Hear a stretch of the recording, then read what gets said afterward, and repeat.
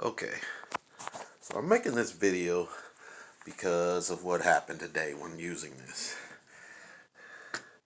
Potatoes got stuck in there. And part of the reason why is because the little rubber spongy thing is missing. Well, it broke off and I don't know what I did with it. But this is a problem with this thing.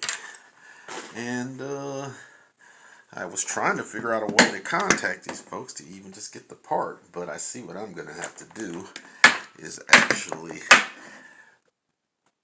bolt this to something because there's a screw right here.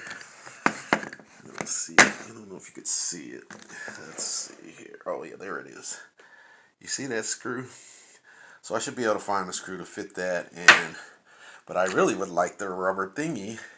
And then now, how am I going to get this mother father stuff out of here? Yeah, okay. So